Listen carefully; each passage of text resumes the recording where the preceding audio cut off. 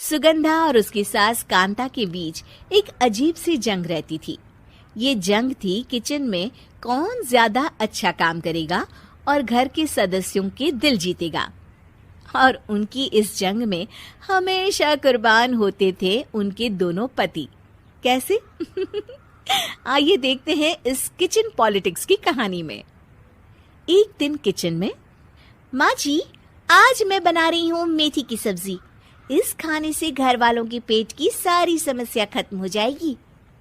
और मैं बना रही हूँ तड़के वाली छाछ, जिसे पीते ही गैस की समस्या कभी नहीं होगी।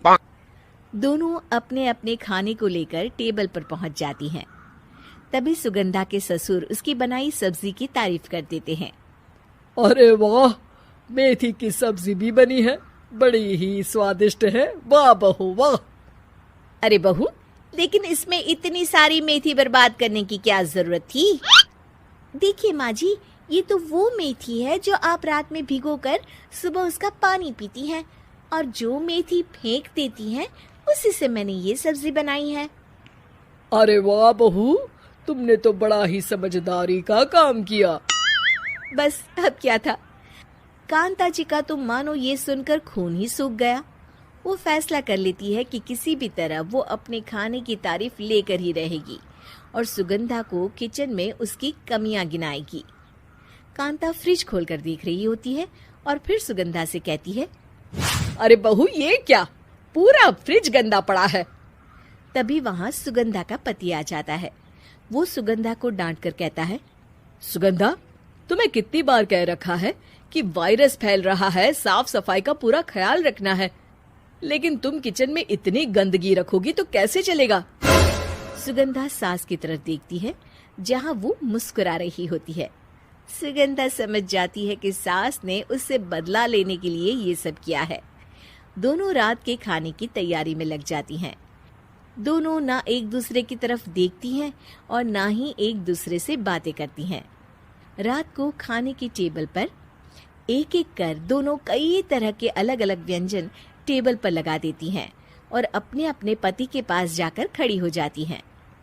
अरे खाइए जी खाइए, मैंने बड़ी मेहनत से बनाया है। प्लेट में वो खाना डालती हैं।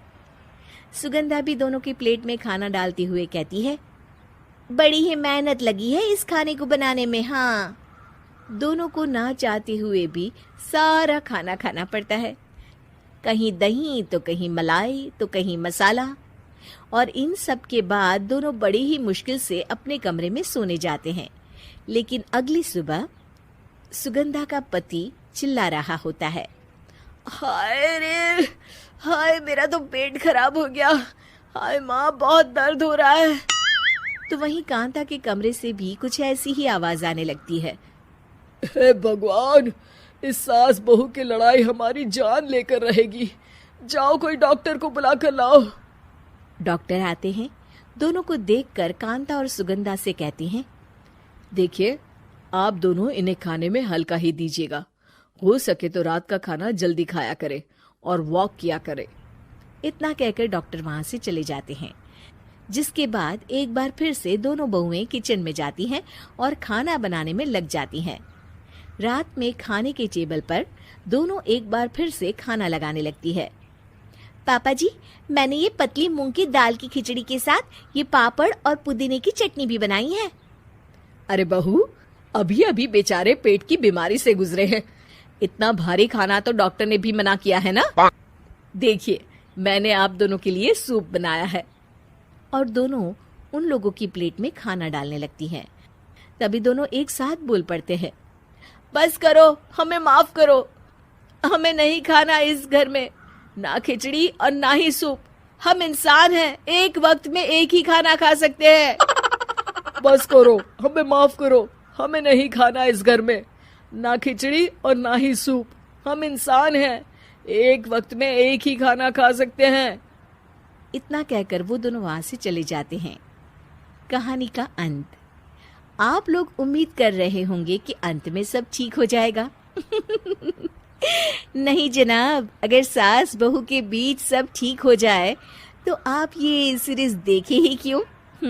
तो मजा लीजिए इस चैनल में सास बहू से जुड़ी कहानियों का, क्योंकि ये ऐसा रिश्ता है जिसकी मिठास उसकी खटास में हमेशा ज्यादा ही रहती है।